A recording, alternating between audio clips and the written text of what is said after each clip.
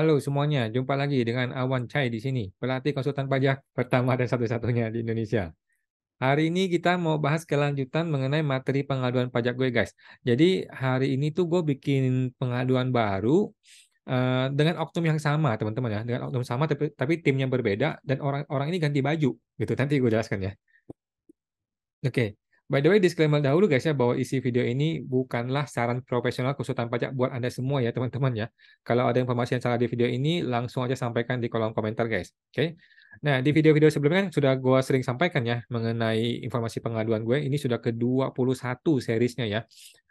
Dan dari semua itu ada satu yang selesai kemarin, ada satu yang selesai dengan baik-baik dan luar biasa sekali. Gue respect dan gue take down videonya karena sudah selesai ya.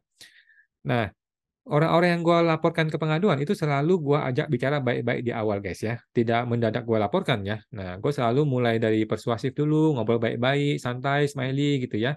Nah, tapi ketika dia menunjukkan ciri-ciri tanda seorang oknum, di mana sudah gue sampaikan di ujian sertifikasi Shopee ya, gue mulai memperingati dengan halus gitu ya. Kalau dia nggak sadar juga ya akhirnya terpaksa gue laporkan ya, terpaksa ya teman-teman ya. Nah, dan disclaimer lagi bahwa niat gue memviralkan ini bukan untuk menghukum orang, teman-teman ya. Gue tidak punya niat untuk menghukum orang, gue tidak ada kebencian sama orang itu, tetapi semata-mata untuk membantu reformasi perpajakan, guys ya. Supaya apa? Supaya negara ini bisa maju gitu ya. Nah, salah satu yang bikin negara ini maju itu perilaku petugas pajaknya harus diperbaiki, gitu guys ya. Kita ini kan manusia biasa ya, gue makan nasi, lu makan nasi ya, kita bisa bersalah. Kalau salah ya kita minta maaf gitu ya, beres urusannya ya. Nah, tetapi ada orang-orang yang udah salah tetap tidak mau berubah, tidak mau peduli gitu ya. Nah, hal-hal seperti ini yang sulit ya, teman-teman. Dan perlu viral, baru akhirnya dia sadar gitu, teman-teman ya. Oke, gue akan sharing. Ini adalah materi pengaduan pajak gue yang gue sampaikan hari ini ya. Kali ini gue sampaikan lebih banyak lagi, teman-teman ya. Kemarin gue sampaikan eh, ke pengaduan, kemudian hari ini tuh sampai ke Jokowi pun sudah gue laporkan ya, sampai ke tingkat tertinggi pun sudah gue laporkan, sampai ke Ombudsman juga dan Komnas HAM juga teman-teman. Oke, jadi 4 Oktober, kenapa gue bikin pengaduan baru? Karena si oknum ini tiba-tiba bikin surat pemeriksaan teman-teman. Jadi terakhir gue komunikasi sama dia tuh kalau nggak salah hari Rabu teman-teman ya. Hari Rabu terakhir gue komunikasi, dia tidak mau jawab gue. Hari Kamis hari libur, Jumat dan Senin kan 2 hari. Selasa siang muncul surat pemeriksaan teman-teman. Cuma 3 hari ya, 3 hari muncul surat pemeriksaan. Dan orang ini yang tadinya si oknum AR berubah menjadi ketua tim pemeriksaan. Jadi luar biasa ya, segitu anehnya ini KPP ya. Bisa begitu hebatnya si AR bisa berubah baju, ganti baju jadi ketua tim pemeriksaan teman-teman ya. Belum pernah gue alamin dalam karir gue, tetapi ya mungkin ini hal biasa di KPP kita nggak tahu ya teman-teman. Nanti kita akan klarifikasi. Oke.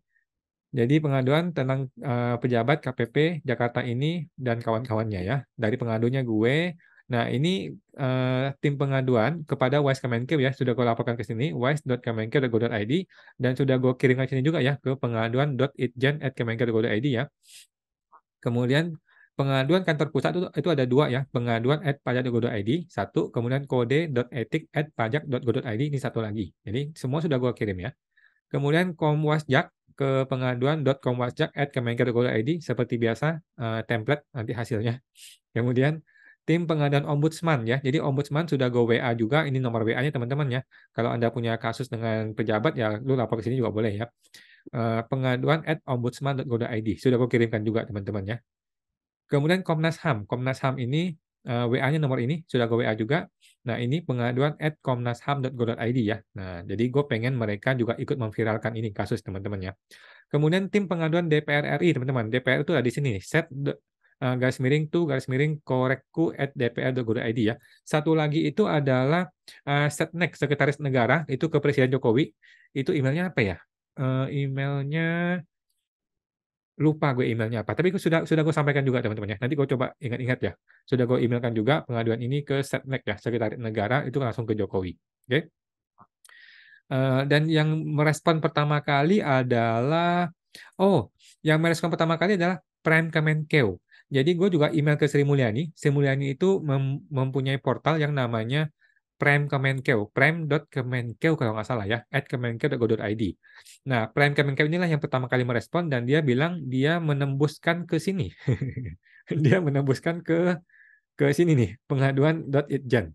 Jadi sepertinya di sini nih, di sinilah kunci semuanya ada di sini nih, kayaknya ya, si Itjannya, Inspektor Jenderal kayaknya sih di sini ya, kayaknya ya.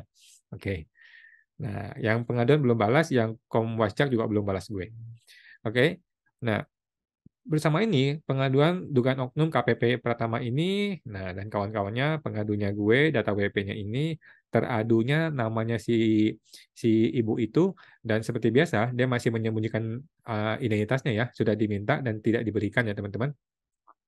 Nah, jabatannya lucu teman-teman, berubah. Luar biasa ya. Masih di kasus yang sama, masih di WP yang sama, tapi orang ini punya dua jabatan, teman-teman. Yang satu dia sebagai AR, yang satu dia menjadi ketua tim pemeriksaan, teman-teman. Menurut lu gimana, teman-teman? Anda ya, menurut Anda bagaimana? Ini hal yang biasa kah? Hal yang aneh kah? Apakah ada konflik of interest kah? Atau bagaimana, teman-teman ya? Satu orang bisa pakai dua baju, satu orang bisa punya dua jabatan dalam satu kasus yang sama, dalam satu WP yang sama. Oke, menarik sekali teman-teman, menarik sekali ya, sangat menarik sekali ya. Apa yang sedang terjadi di DJP teman-teman? What is happening in DJP teman-teman ya? Terduga dua dan tiga itu adalah timnya dia teman-teman ya. Timnya ada supervisor, ada anak buahnya dia. Kan dia ketua, ada anggota ya, anggota pemeriksa. Nah, kemudian teradu keempat itu adalah kepala kantor. Ternyata kepala kantor ini kepala kantor baru teman-teman. Jadi kan ganti-ganti nih kepala kantor, gue bingung nih. Nggak tahu kenapa kepala kantornya ganti-ganti ya. Apakah lagi ada mutasi atau gimana gitu. Nah, jadi ini barang buktinya teman-teman, chatting WA antara kuasa yaitu gue dengan si AR. Ini sudah pernah gue sampaikan di video sebelumnya teman-teman ya, di video sebelumnya di pengaduan 19 kalau nggak salah ya. Pengaduan 19 di situ sudah gue sampaikan detail-detailnya. Silakan lu nonton lagi video tersebut ya. Kalau nggak salah mengenai Shopee teman-teman ya, mengenai ujian imajinasi gua yang namanya ujian SOPI ya, sertifikasi Oknum Pajak Indonesia. Nah, orang ini sudah lulus di ujian itu teman-teman ya. Nah, itu di video ke 19. Coba nonton di sana lagi kalau Anda mau tahu lebih detail lagi mengenai kasusnya teman-teman ya. Gue tidak usah bahas lagi ya. Jadi intinya sih ada temuan 7,6 M. Oke, intinya ada temuan 7,6 M. Ini yang gue kejar terus datanya apa sampai hari ini nggak dikasih teman-teman ya. Entah disembunyikan, entah memang nggak ada datanya nggak tahu juga ya. Nah, seperti biasa ini chatting-chatting gue. Nah, chatting-chatting gue sampaikan. Oke. Jadi gue terus bertanya, dia tidak menjawab. Itu sih intinya sih. Gue bertanya tidak menjawab, entah pura-pura bego atau apa nggak tahu juga lah. Nah, tiba-tiba dia kirim undangan klarifikasi, undangan suruh datang gitu. Jadi orang ini memaksakan terus si WP ini datang gitu. Dan gue terus bertanya, poin 3 di SP2DK itu masih berlaku atau tidak gitu. Gue tidak marah-marah, gue tidak berdebat, gue cuma bertanya gitu ya. Tapi orang ini tidak mau jawab gitu ya. Oknum ini tidak mau jawab. Nah, sampai akhirnya dicuekin gue. Jadi dicuekin gue. Terakhir kali gue meminta foto kartu pegawai negerinya. Akan saya laporkan ke Wise Kemenkeu. Gue bilang, karena apa? 1 kali 24 jam dia tidak menjawab chatting gue. Karena bagi gue sudah oknum ini. Gitu. Lu kan pejabat publik, lu pelayan masyarakat. Kita ini bayar pajak buat bayar gaji lu. Tapi gue chatting lu nggak dibalas. Jadi gue menganggap ini oknum. Maka gue laporkan ke Wise Kemenkeu. Nah, jawabannya simpel. Saya sudah mengundang tapi lu nggak datang katanya. Menurut gue nggak nyambung teman-teman ya. Jaka sembung main golok ya. Gua tanya kartu pegawai kok jawabannya undang tapi nggak datang, nggak ada hubungannya gitu ya. Nah, kemudian gue sudah peringatkan lagi, ya pejabat publik yang tidak kasih identitas pegawai itu melanggar kode etik. Dia tinggal jawab baik Pak, oke santai dia, nggak peduli dia, nggak peduli. Mungkin dia merasa di backup kantor pusat, mungkin dia ada orang penting di belakangnya, mungkin ada Lord di belakangnya, kita nggak tahu teman-teman ya, siapa yang ada membackup dia teman-teman ya. Nah, ini undangan konselingnya. Jadi undangan ini dibikin sore harinya buat besok paginya teman-teman ya. Luar biasa ini kantor pajak. Lebih hebat dari Mas Kaisang ya, bos kita ini ya. Sang manusia miracle, sang manusia ketua umum partai politik tercepat di dunia. Itu butuh 2 hari teman-teman untuk jadi ketua partai politik. Tapi si oknum ini cukup 1 hari untuk maksa lu datang ke kantor pajak. Luar biasa ya. Nah, ini kepala kantornya.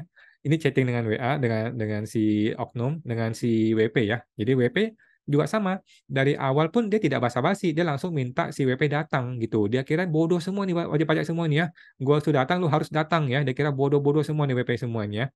Nah, akhirnya si WP itu cari gua sebagai konsultan pajaknya gitu ya. Mungkin nggak tahan sama chattingnya dia gitu ya, nggak tahu juga. Nah, tiba-tiba teman-teman ya hari Selasa kemarin, Selasa tanggal 3 ya, tanggal 3 Oktober, dia muncul nih surat panggilan pemeriksaan. Jadi surat pemeriksaan yang muncul ada dua teman-teman ya, ada dua pemeriksaan. Ini lucu teman-teman, lucu banget. Ada dua pemeriksaan resmi teman-teman ya, surat pemeriksaan resmi dan ada panggilannya langsung suruh datang Senin depan tanggal 9 Oktober teman-teman ya, 9 Oktober jam 10 pagi. Oke. Nah, teman-teman, gua akan live Instagram dan live YouTube, mungkin juga live TikTok untuk memviralkan kejadian tersebut teman-teman ya. Silakan Anda bergabung nanti ke live Instagram Pajak Smart atau YouTube-nya Pajak Smart, kita akan bikin live pertemuan dengan terduga oknum tersebut, teman-teman ya. Nah, biar kita viralkan teman-teman ya. Orang seperti ini kalau belum viral nggak sadar dia teman-teman ya. Oke. Nah, yang pertama adalah surat pemeriksaan nomor 326. Ini untuk apa? Untuk masa 12/2018, oke? Desember 2018. Nah, mungkin lu bertanya-tanya, kenapa masa Desember 2018? Kenapa nggak dari Januari 2018? Jawabannya adalah karena sudah mau kadaluarsa. Oke, pemeriksaan ini tidak bisa langsung selesai dalam 1-2 bulan ini dong, teman-teman ya. Sekarang kan Oktober nih, November. Jadi pemeriksaan ini akan ditargetkan sama dia selesai di bulan November gitu. Pemeriksaan ini akan selesai bulan November dan akan terbit yang namanya SKP, surat keterangan kurang bayar ya, surat keputusan pajak kurang bayar untuk masa Desember 2018. Karena November 2018 itu akan segera kadaluarsa. Sudah nggak keburu dia bikin SKP untuk November 2018. Oleh karena itu dia hanya terbitin pemeriksaan untuk masa terakhir Desember 2018. Karena masa Desember 2018 akan kadaluarsa di Januari 2024. Ya, gitu teman-teman ya. Jadi Januari tahun depan sudah selesai nih 2018. Oleh karena itu dia masih kejar yang terakhir di masa Desember 2018. Itu teman-teman ya alasan kenapa ini masa Desember. Kemudian PPh final orang pribadi. Jadi yang dikejar di sini adalah PPh finalnya, alias PPh UMKM yang 0,5%. Kalau Desember kan Desember 2018 sudah pakai 0,5% ya. Dari Januari ke Juni kan masih 1%. Oke? Dia memberitahukan surat perintah pemeriksaan. Inilah disebut dengan SP2, teman-teman ya, surat perintah pemeriksaan. Jadi buat lu yang masih belajar, ini nih, belajar sekolah nih ya, sekolah pajak nih ya. Surat perintah pemeriksaan itu ini.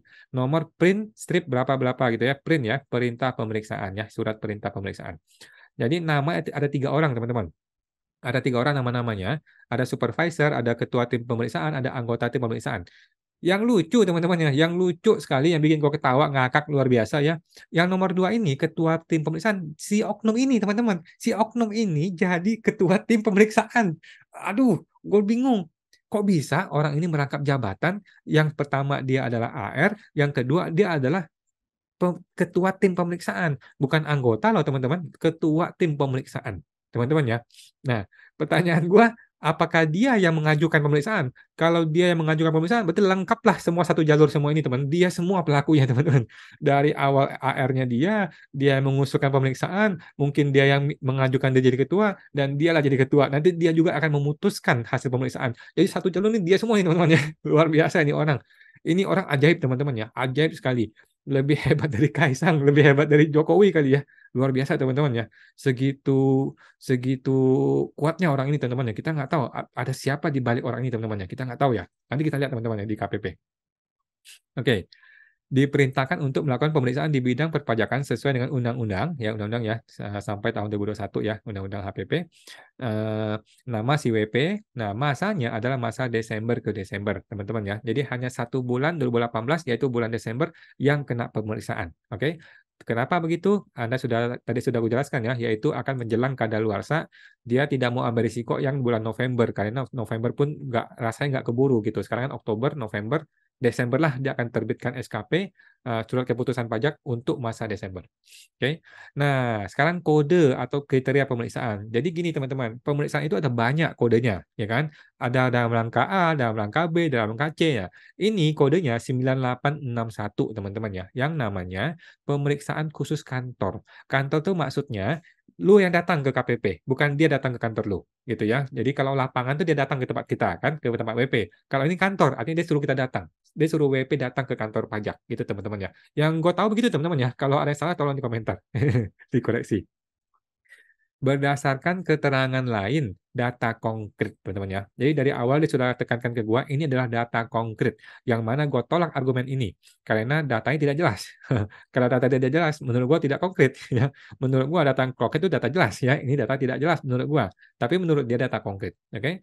selain harta bersih pasca pengampunan pajak ya, PPh final orang pribadi. Jadi yang dia kejar adalah PPh final orang pribadi masa Desember berdasarkan data konkret.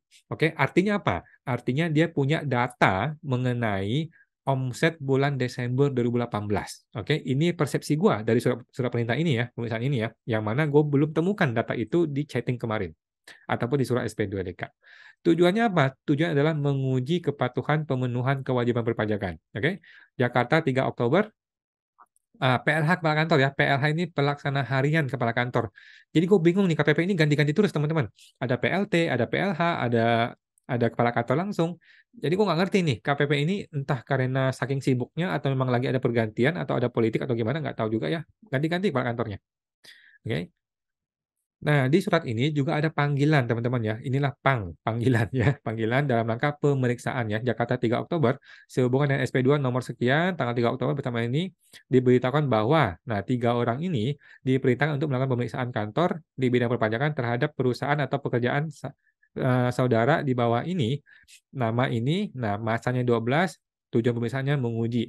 Untuk kelancaran jalannya pemeriksaan, diharapkan kedatangan saudara ke kantor kami dengan membawa buku, teman-teman ya, catatan dan dokumen pendukung sebagaimana terlampir, memberikan bantuan sepenuhnya serta memberikan keterangan yang diperlukan.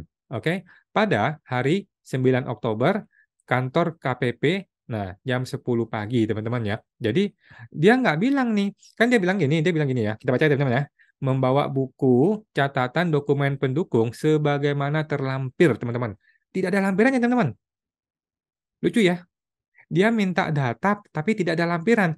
Jadi gua nggak ngerti apakah lampirannya ada tapi lupa di scan atau bagaimana. Kita nggak tahu teman-teman apa yang terjadi ini ya. Atau dia sengaja nggak ngelampirkan atau bagaimana. Jadi buku, catatan, dan dokumen pendukung sebagaimana terlampir. Berarti kan harusnya ada lampiran dong. Ada lampiran. Yang dimaksudkan apa? Lu minta apa sih? Minta invoice kah? Minta surat jalan kah? Minta mutasi bank kah? Minta buku rekening kah? Minta kartu keluarga kah? Atau apa? Nggak jelas teman-teman ya. Bukunya nggak jelas buku apa, catatan nggak jelas catatannya apa, dan dokumen pendukung nggak jelas apa teman-teman ya. Oke. Nah, dengan begini teman-teman, kalau dia ketemu pengacara yang pintar, maka pemeriksaan ini batal demi hukum, teman-teman. Gitu ya. Gue bukannya mau mempersulit pemeriksaan ya, teman-teman. Bukan, teman-teman. Seorang pejabat negara tidak boleh seperti ini, terburu-buru membuat surat pemeriksaan sehingga cacat legal formal, teman-teman ya. Surat ini dia kirimkan via WA dan via email. Oke. Via WA, tapi bukan ke gue. Dia nggak mau ngomong sama gue. Kan luar biasa ya teman-teman ya, luar biasa. Nggak mau ngomong sama kuasa, tapi dia maunya ngomong langsung sama wajib pajak, dan surat ini dia kirim ke email. Oke, dan surat ini dia kirim by post, tapi sampai hari ini belum nyampe, teman-teman. Oke, surat ini belum sampai, kemudian lampirannya tidak jelas lampiran apa. Nah, maka boleh dibilang surat ini sudah batal demi hukum, teman-teman. Ya, karena nggak ada lampiran, gitu ya. Nah, oke, tetapi kan gue bukanlah pengacara ya, belum jadi pengacara maksudnya ya, masih kuliah ya. Nah, kemudian memberikan bantuan sepenuhnya serta memberikan keterangan yang diperlukan, oke? Keterangan yang diperlukan, teman-teman ya, keterangan yang diperlukan, oke? Nah, menolak untuk dilakukan pemeriksaan atau tidak membantu kelancaran jalannya pemeriksaan dapat dikenai sanksi sesuai ketentuan KUP, teman-teman ya. KUP ya, Undang-Undang Tata Cara. Oke. Undang-Undang nomor 7 ya, Undang-Undang KPPH kalau nggak salah ya. Nah, demikian untuk menjadi perhatian saudara atas segala ucapan terima kasih, Direktur Jenderal Pajak. Oke. Nah, di sini teman-teman tidak disebutkan mengenai kuasa, teman-teman ya. Tidak disebutkan mengenai dia memperbolehkan atau tidak memperbolehkan kuasa, teman-teman. Nah, nanti kita akan tanyakan, teman-teman. Karena gue pernah ditolak oleh seorang oknum, teman-teman ya. Gue pernah diusir oleh seorang oknum karena menurut dia kuasa nggak boleh tidak boleh datang mewakili WP, harus WP yang datang gitu. Sedangkan di karir gua sepanjang 10 tahun ini selalu boleh gitu. Jadi ada double standar nih antara masing-masing orang. Sedangkan ketika ditanya dasar aturannya mana, dia nggak bisa jelaskan. Nah, nanti kita tunggu teman-teman ya. Gua akan bikin live Instagram, live YouTube, dan live TikTok buat teman-teman. Langsung follow Pajak Smart jam 10 pagi, tanggal 9 Oktober kita akan live, teman-teman ya. Kita akan live, kita bertemu dengan si terduga oknumnya. Kita mau tahu seperti apa orangnya, teman-teman. Ada siapa di balik dia yang begitu powerful, yang begitu hebat, yang lebih hebat dari Mas Kaisang. Oke. Yang kedua, Ada surat kedua, teman-teman ya. Jadi pemeriksaan ini segitu luar biasanya, dibuat dengan super duper cepat, teman-teman ya. Lebih cepat dari kereta api Jakarta Bandung ya. Jakarta Bandung mah 30 menit ya. Dia 3 hari ya. 3 hari, teman-teman ya. 3 hari jadi surat pemeriksaan ada 2 surat, teman-teman ya. Oke. Surat nomor 327 ini sama, teman-teman ya, untuk masa 12 2018, pemeriksaan khusus kantor. Sama ya, kantor ya, bukan lapangan ya. Berdasarkan keterangan lain, data konkret. Konkret ya, sama ceritanya ya. Selain harta bersih, tetapi kali ini PPN, orang pribadi. Yang di atas adalah PPH, final, yang ini adalah PPN. Jadi ada 2 yang dia kejar, PPH, final, dan PPN, teman-teman ya. Dan dua-duanya adalah masa Desember. Oke, masih sama nih. Nah, lucunya, teman-teman, lucunya, orangnya sama persis. Orangnya sama persis, teman-teman ya. Gue nggak tahu apakah di KPP itu kekurangan tim pemeriksa atau bagaimana ya, sampai AR bisa menjadi tim pemeriksa, bahkan jadi ketua tim pemeriksaan. Oke, luar biasa, teman-teman ya. Oke, ini sama, teman-teman ya. Nah, ini 2681 sama nih, pemeriksaan khusus kantor ya, dan menguji kepatuhan pemenuhan kewajiban perpajakan. Oke. Nah, PPN, tapi teman-teman ya, ini PPN ya, teman-teman ya, PPN orang pribadi. Jadi dia mensinyalir ada kemungkinan lu mesti bayar PPN gitu ceritanya. Oke. Ini panggilannya, teman-teman. Panggilannya ini, nah sama, teman-teman, sama ya. Menguji kepatuhan, oke. Untuk kelancaran diminta untuk membawa buku, catatan, dan dokumen pendukung sebagaimana terlampir. Mana lampirannya? Nggak ada, teman-teman ya. Tidak ada lampirannya. Mungkin ada dia lupa melampirkan, atau tidak ada, atau dia belum bikin, karena sudah terburu-buru ya. Ini kan pemeriksaan sangat diburu-buru, teman-teman ya. Dipaksakan sekali pemeriksaan ini ya. Dipaksakan banget, terburu-buru banget. Dalam waktu 3 hari langsung jadi. Gue tidak tahu apakah kantor pusat tahu mengenai pemeriksaan ini. Kita nggak tahu juga, teman-teman ya. Apakah kantor pusat mengetahui terjadinya pemeriksaan ini, kita nggak ngerti juga. Oke. Nah, menolak dan bla bla bla. Nah, oke, teman-teman ya, itulah dia ya. Surat pemeriksaannya sudah muncul. Nah, si WP, teman-teman, si WP ini sudah mau nangis-nangis, teman-teman ya, ketakutan banget, merasa terintimidasi banget dengan si oknum ini, teman-teman ya. Kan gue sudah punya kuasa, kenapa lu WA gue? Kan dia merasa gitu kan. Ya gue bilang santai aja gitu kan. Gue nenangin si WP, ya udah gitu ya. Ya sudah ada pemeriksaan ya sudah kita hadapin aja gitu kan. Gitu. Cuman ya dia sangat ketakutan gitu. Nah, ini artikel informasi pajak, teman-teman ya. Yang sudah gue sampaikan juga di video-video sebelumnya. Ini tinggal gue infokan aja, nggak perlu gue bacakan lagi, teman-teman ya. Tidak perlu gue bacakan lagi. Nah, intinya sih SP2DK itu ada 3 opsi ya, ada 3 cara, sudah sering kali gue sampaikan. Tetapi beberapa oknum tidak mau pakai 3 cara. Dia maunya pakai caranya dia. Kenapa? Karena negara ini punya dia, teman-teman ya. Karena negara Indonesia ini dia rasa punya dia sendiri. Jadi suka-suka dia, tidak perlu pakai aturan, gitu ya, menurut dia, gitu ya, teman-teman ya. Oke. Ini ada yang baru nih, ada informasi baru yang gue sampaikan adalah ini yang terbaru ya kayaknya ya. Jadi DJP sebut pemeriksaan pajak itu tidak didasarkan pada alasan subjektif. Jadi ini yang kemarin-kemarin gara-gara si Anies nih, kalau nggak salah ya. Gara-gara si Anies tuh bikin bikin berita heboh mengenai pajak ya. Jadi intinya DJP itu bilang pemeriksaan kami itu nggak subjektif loh, pemeriksaan kami itu objektif gitu. Mungkin kan ada data konkret dan sebagainya. Nah seperti si ibu ini, gue mencurigai pemeriksaan itu pemeriksaannya subjektif karena dia AR-nya, dia ketua tim pemeriksaannya, mungkin dia juga yang mengusulkan dan terjadi dalam waktu yang sangat terburu-buru. Gue khawatir ini subjektif. Nah nanti kita akan jawab teman-teman di KPP teman-teman ya. Oke. Oke. Nah, ini materi pengaduan, argumen pengadu, dan solusi. Yang pertama ya, gue menyampaikan bahwa ada upaya phishing oleh oknum pajak ya. Istilah ini muncul dari artikel Komite Kepatuhan di atas. Jadi ketika ditanya berkali-kali, gue tanya berkali-kali mengenai data rinci dan lebih jelas mengenai angka yang tertulis di SP2DK, sang terduga oknum ini tidak memberikan penjelasan yang jelas dan rinci. Tidak juga dia meminta maaf, tidak juga dia menolak, tidak juga dia menerima argumen gue. Gitu. Jadi dia sengaja menggantung status pertanyaan gue ini. Oke, ini luar biasa oknum, teman-teman. Ini oknum sudah lulus SOPI ya, teman-teman ya. Ini bukan sembarang oknum, teman-teman ya. Sudah terasah, sudah qualified ya, teman-teman ya. Ini seperti memancing ikan. Memberi umpan dahulu sambil menunggu dimakan oleh ikan. Jika tidak dapat, dia akan memberikan umpan yang lain. Berharap umpan yang baru akan berhasil menangkap ikannya. Kali ini umpannya adalah surat pemeriksaan, teman-teman. Gila nggak lu? Ketakutan nggak sih BP? Coba teman-teman ya. Luar biasa ya. Nah, kemudian diduga oknum itu sangat alergi dengan hak dan opsi-opsi yang dimiliki oleh wajib pajak, teman-teman ya. Dia hanya mau pertemuan langsung dengan WP. Oke, tanpa menyebutkan dasar aturan atas pemaksaan kehendak yang dilakukan tersebut ya. Diduga ini merupakan phishing, memberi umpan dengan angka pajak yang nggak jelas, kemudian di KPP akan terjadi pembantaian dan penggorengan terhadap wajib pajak. Oke, ini kan menduga teman-teman ya, kita menduga teman-teman ya. Makanya gue pengen ini diinvestigasi oleh tim kantor pusat dan oleh wartawan dan oleh Anda semua, oleh kita semua teman-teman. Kita investigasi bersama-sama teman-teman ya. Nah, dengan adanya data yang luar biasa besar, tapi tidak ada rincian atau detail yang dapat dibuktikan, terduga oknum ini nih lepas tangan terhadap upaya pembuktian, gitu teman-teman ya. Dan terus dia memindahkan beban untuk membuktikan menjadi beban atau tanggung jawab dari si WP. Ini jelas adalah phishing, menurut gue ya. Jadi dia bilang gini, kami punya data, lu 7, berapa M tadi kan? Kalau lu nggak sependapat, silakan lu buktikan. Kalau lu tidak mau buktikan, angka kami yang dipakai. Kan gila caranya begitu, teman-teman ya. Nah, jadi beban untuk membuktikan ada di WP. Padahal angka awalnya berasal dari dia. Gitu. Dari dia awalnya kasih angka yang luar biasa besar, angka bermiliar-miliar, tapi ketika di dibantah oleh si WP yang disuruh membuktikan.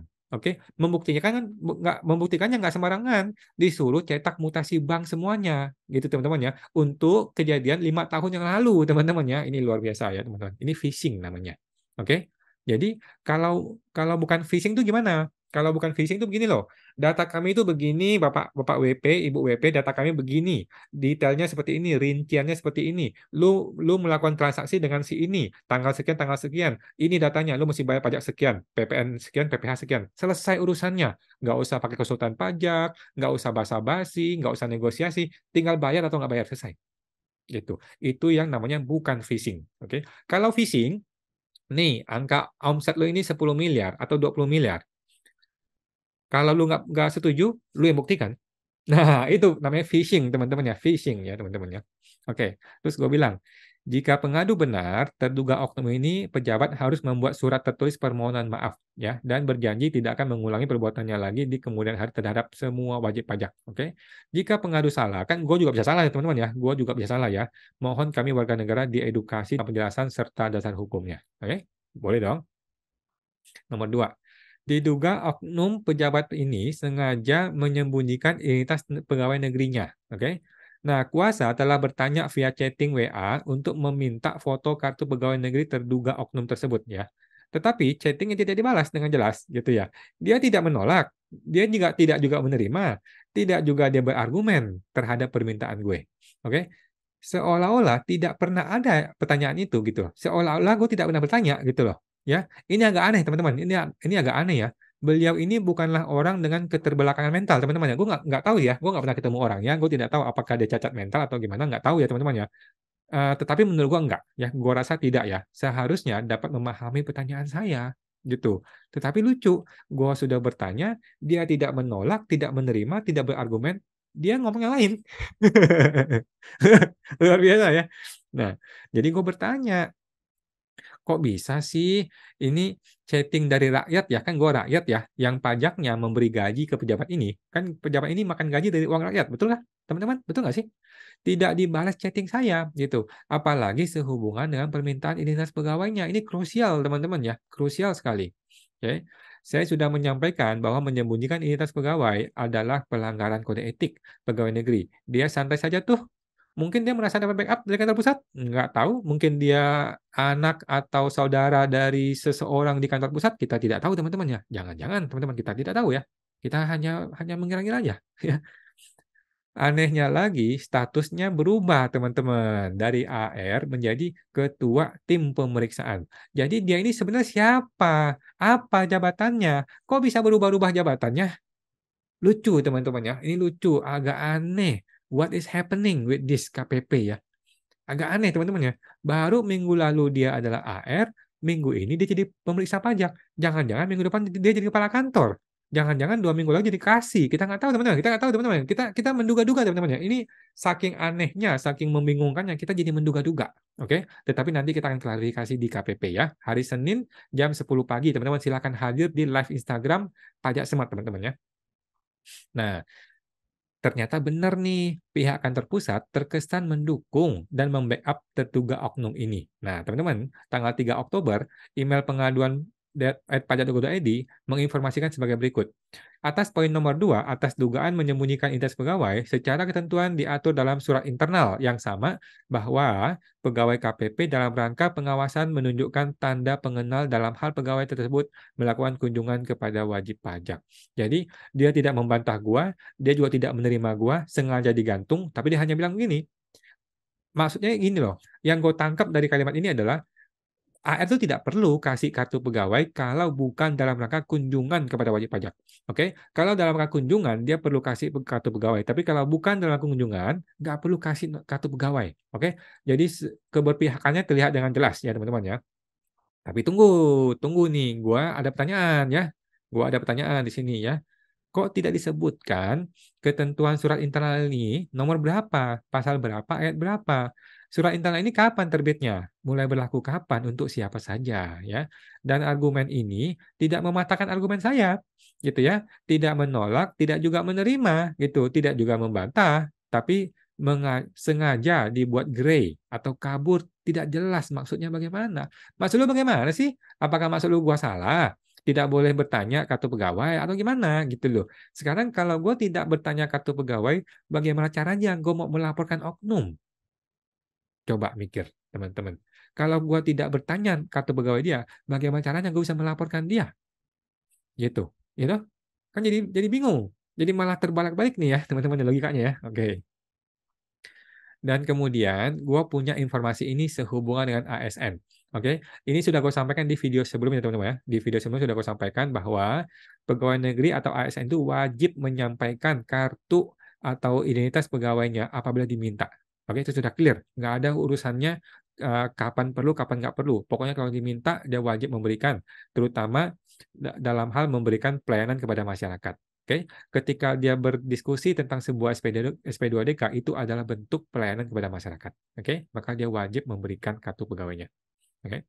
Nomor 3, diduga oknum AR sengaja tidak menjawab pertanyaan kuasa dengan jelas. Oke, dalam chatting pertanyaan kuasa sangat jelas, simple, sederhana, singkat, padat, tegas, tidak ambigu, tidak membingungkan ya. Pertanyaan kok sangat jelas ya. Mengenai poin 3 dalam SP2DK, apakah masih berlaku? Jawabannya juga sangat sederhana, yes or no ya. Tetapi terduga oknum ini sengaja. Ya, gue menduga teman-teman ya, tidak tahu benar apa enggak. Siapa tahu dia ketinggalan handphonenya, siapa tahu dia ketiduran, atau dia nggak kebaca, atau matanya nggak jelas, mungkin kacamata ketinggalan. Kita nggak tahu teman-teman ya. Tetapi gue hanya menduga. Oke, nanti kita akan tunggu jawabannya di KPP. Tapi gue menduga dia sengaja tidak mau menjawab pertanyaan dari kuasa WP. Kita tetap paksakan saja deh dia untuk hadir ke KPP ya. Tidak perlu meladeni pertanyaan simpel itu. Oke. Nah, sejak awal memang terkesan teman-teman ya, AR tidak mau atau pura-pura tidak memahami maksud dari chatting saya. Oke. Saya sudah bertanya untuk rincian data temuan DJP. Dia bilang akan dikonsultasikan dahulu dengan atasan. Berarti kan ada terjadi konsultasi. Tapi kok tiba-tiba suruh besok datang ke KPP. Jadi hasil konsultasi lu apa? Gitu kan? Hasil konsultasi lu apa mengenai pertanyaan gue? Gitu ya. Jadilah pertanyaan gue gimana? Tiba-tiba lu suruh datang ke KPP. Pertanyaan gue gimana, Bos? Oke. Nomor 4. Diduga terjadi memaksakan kehendak pribadi tanpa dasar aturan hukum. Oke. Jadi argumen gue begini. Dalam SP2DK tertulis di poin 3 bahwa WP dapat menggunakan 3 opsi untuk membahas SP2DK. Oke, tapi diduga oknum ini tidak memberikan 3 opsi tersebut kepada WP, gitu loh.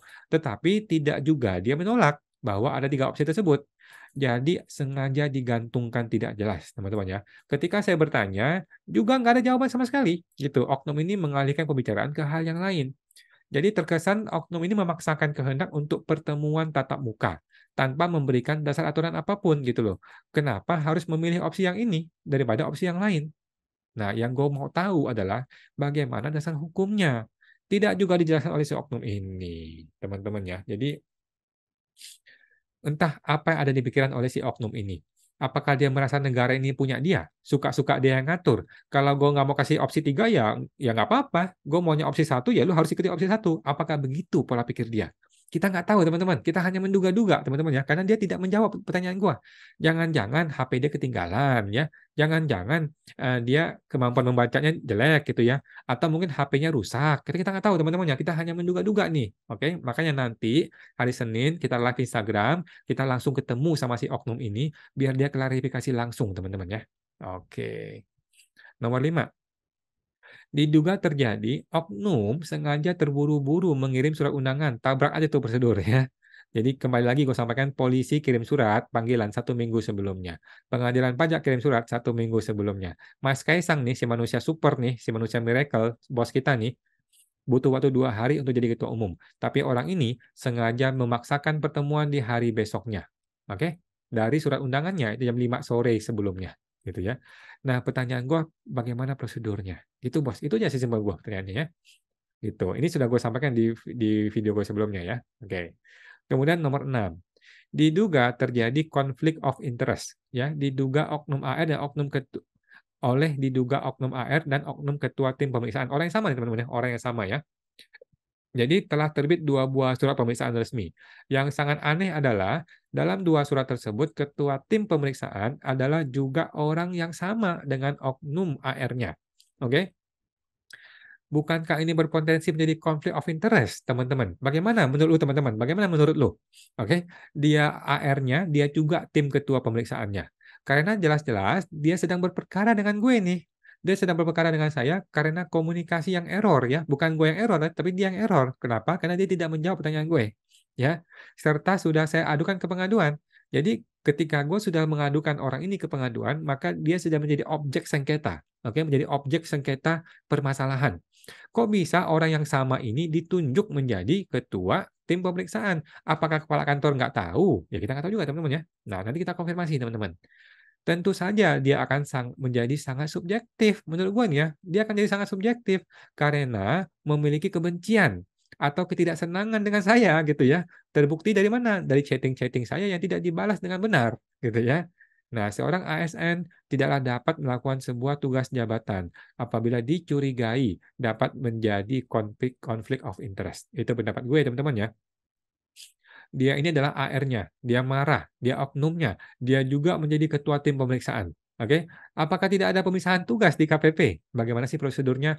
Lagi-lagi gue bertanya mengenai prosedur, teman-teman ya. Ini dilanggar semua prosedur. Menurut gue ya, gue tidak tahu, teman-teman ya. Siapa tahu dia benar, kita tidak tahu juga ya.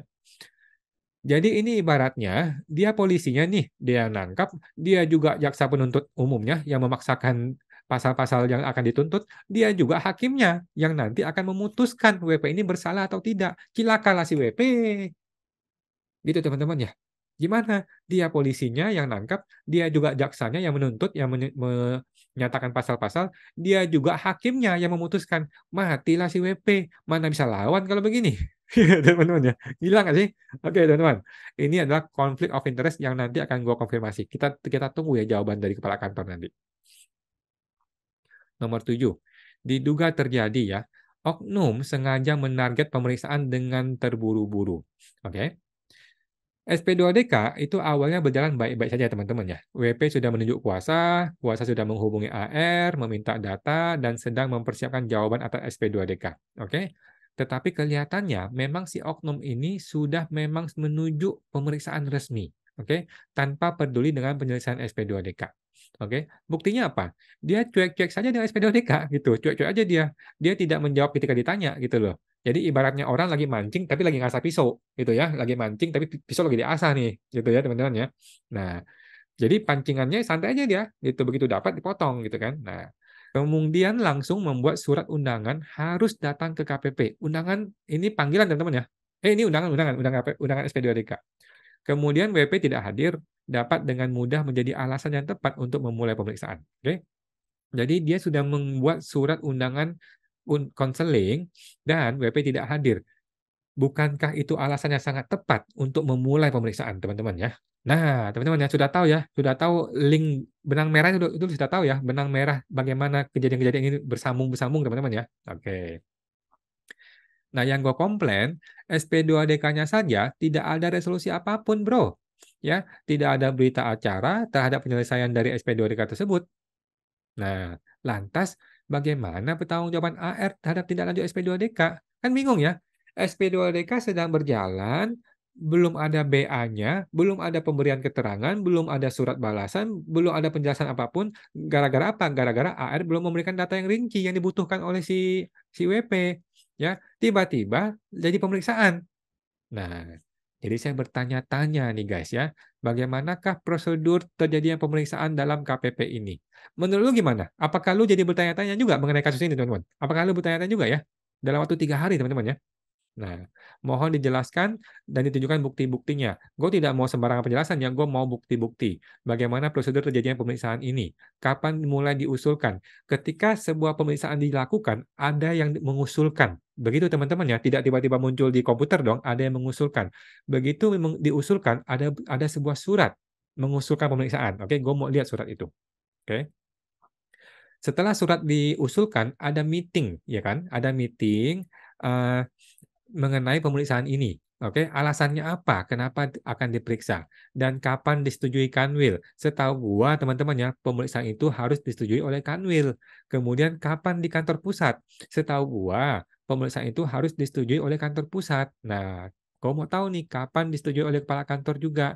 Bagaimana argumen dan laporan dalam meeting yang menyebabkan terbitnya surat resmi pemeriksaan.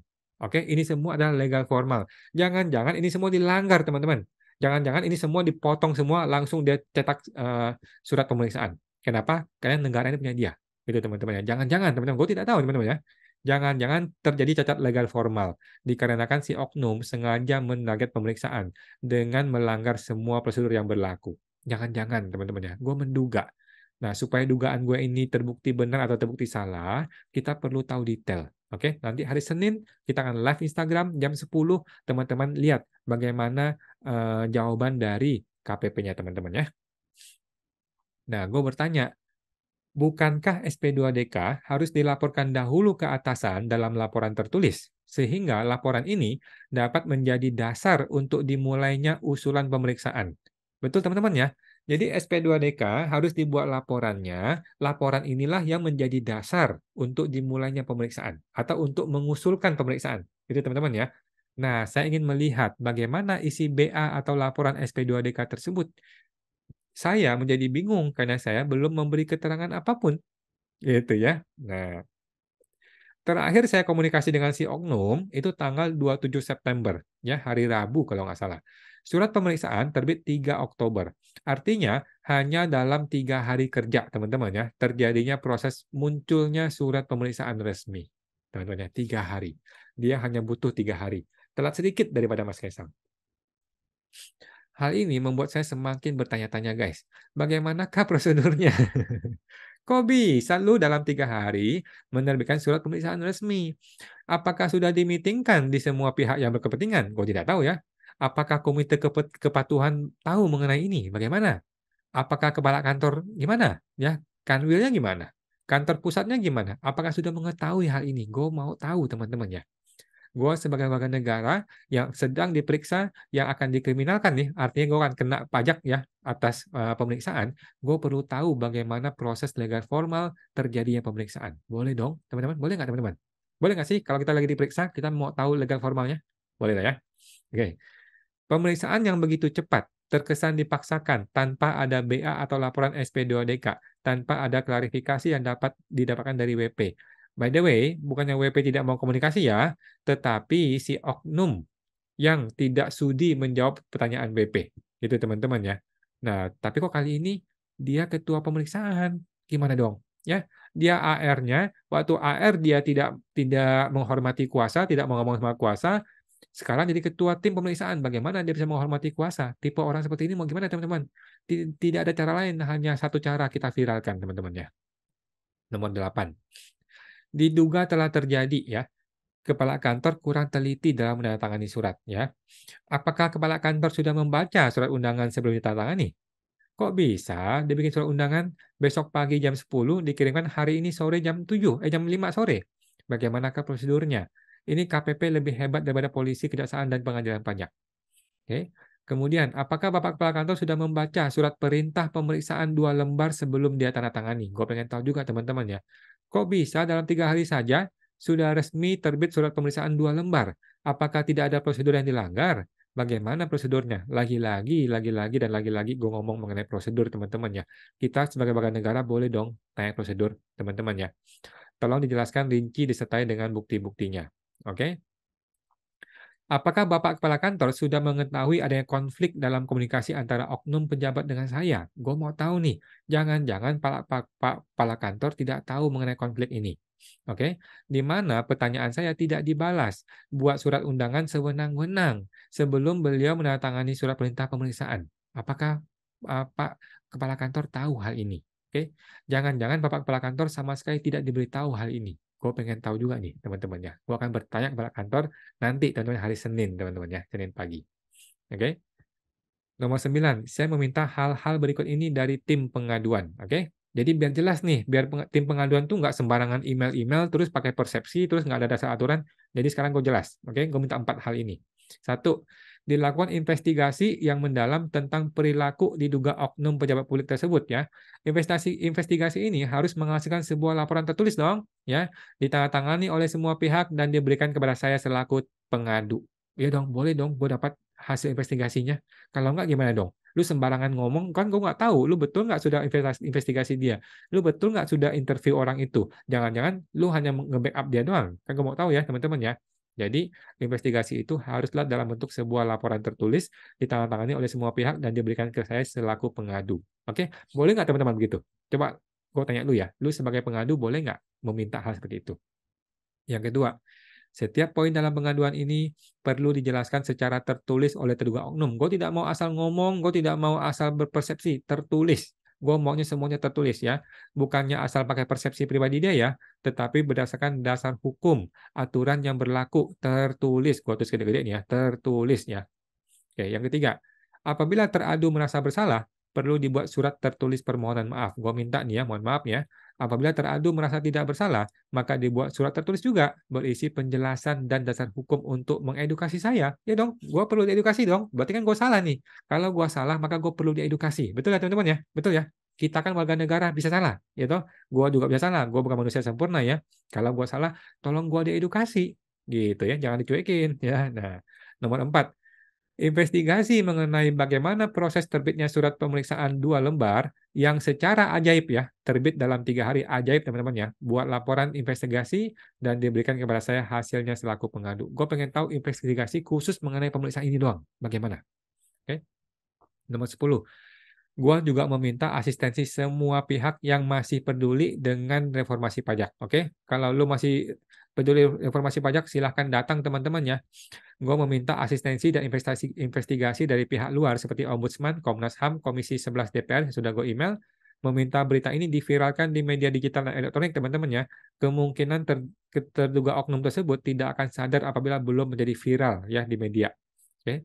Nomor 3, meminta peliputan secara langsung ataupun audiovisual oleh wartawan dan media pers demi keterbukaan informasi publik dan mendukung reformasi pajak. Jadi buat Anda semua yang tahu email dari redaksi pers, silakan hubungi gue, kasih tahu gue, DM gue di Instagram. Gue akan email pengaduan ini kepada redaksi-redaksi di semua media ya, seperti Detik, Kompas gue udah punya, Detik, Metro TV, CNN, CNBC, kemudian Kompas, Detik, Tribun News, pokoknya yang mainstream gue sudah tahu semua dan akan gue kirim pengaduan ini, dan gue pengen mereka untuk ikut meliput dan memviralkan gitu teman-teman ya. Kalau lu tahu ada redaksi sebuah majalah atau TV atau koran, kasih tahu gue, nanti teman-teman gue akan sampaikan ke mereka. Oke, gue pengen ini diliput nasional teman-teman ya. Kemudian yang keempat, meminta peliputan secara langsung ataupun audiovisual oleh influencer penggiat media sosial ya dalam rangka reformasi pajak. Jadi kalau ada Anda yang penggiat media sosial, mungkin lu adalah yang punya channel YouTube atau punya Instagram, influencer atau Instagram Instagramable atau apa istilahnya sih. Nah, atau TikTokers, mungkin lu TikTokers yang punya influencer besar ya, silakan datang ke gua, silakan di chatting di DM gua di Instagram. Nah, gua akan nanti sampaikan ke lu untuk bantu memviralkan ini. Oke, teman-teman, kita akan viralkan dan kita pengen tahu bagaimana sih sebenarnya sedang terjadi. What is happening ya dalam DJP ini? Apa yang sedang terjadi dalam DJP ini? Kenapa perilaku-perilaku oknum seperti ini masih dibiarkan tidak tidak berubah dan di backup oleh kantor pusat ya teman-teman. Gue pengen tahu apa yang terjadi sama mereka sekarang ini ya teman-teman ya. Oke, itu teman-teman ya untuk pengaduan gue sejauh ini itu aja yang gue adukan. Eh, jadi terakhir kali gue mengundang teman-teman ya, gue mengundang teman-teman untuk hadir. Silakan lu hadir secara online teman-teman di live Instagram dan live YouTube dan TikTok Pajak Smart ya. Pajak Smart silakan di subscribe di hari Senin tanggal 9 Oktober jam 10 pagi teman-teman ya. Mungkin gue jam 9-an sudah sampai teman-teman ya, dan gue nggak tahu nih apakah gue langsung ketemu menuju ke kepala kantor atau menuju ke tim pemeriksa. Nanti kita lihat situasi teman-teman ya, karena gue mau langsung lapor ke kepala kantor. Jadi gue mau tahu nih pengaduan gue ini sudah sampai di kepala kantor apa belum gitu. Jangan belum ya, kalau belum gue langsung sampaikan di saat itu gitu teman-teman ya. Dan kita langsung minta klarifikasi si terduga oknum teman-teman ya. Berhubung dia langsung dari situ, kita perlu mengklarifikasi langsung ya. Dan klarifikasi itu belum tentu gue yang betul ya, bisa aja dia yang betul, gue yang salah, dan gue akan minta maaf. Kalau gue yang betul, dia yang salah, maka kita perlu dia meminta maaf secara tertulis teman-teman ya. Oke, itu teman-teman. Dan sekarang gue mau disclaimer lagi teman-teman ya. Oh ya, jadi teman-teman mungkin lu punya pengalaman, silakan lu sampaikan di bagian komentar ya. Apakah lu punya pengalaman oleh oknum seperti ini? Kalau ada silakan lu sampaikan di kolom komentar. Bagaimana sih pengalaman lu? Kemudian gue disclaimer lagi ya, bahwa gue tidak punya niat jahat untuk memviralkan ini teman-teman ya. Bukan untuk menghukum orang, bukan untuk mencelakai orang, tetapi semata-mata untuk membantu reformasi perpajakan guys ya. Supaya negara ini bisa maju teman-teman ya. Sudah 78 tahun merdeka, gini-gini aja nih negara nih. Gara-gara perilaku nggak berubah-ubah gitu ya. Nah, udah berubah banyak sih perilaku petugas pajak ya, sudah bagus lah ya. Cuman masih ada oknum-oknum seperti ini yang perlu diperbaiki teman-teman ya. Dan pesan gua juga, kita semuanya manusia ya, manusia bisa bersalah, sama-sama makan nasi ya, lu bisa salah, gua juga bisa salah. Kalau orang yang salah sepatutnya lah minta maaf gitu teman-teman ya, dan semuanya akan beres baik-baik saja. Oke teman-teman, yang terakhir gua mau promo nih teman-teman ya, promo buat teman-teman yang belum tahu ya, buat teman-teman kita lagi ada promo PSTP, sorry ya, PSTP teman-teman ya. Buat teman-teman yang mungkin ada merasa takut dengan petugas pajak seperti klien gua, atau gua juga pernah takut ya dengan petugas pajak teman-teman ya. Nah, kalau lu ada takut diintimidasi atau takut dicari-cari kesalahannya atau takut diancam, mungkin lu pernah diancam oleh petugas pajak ya.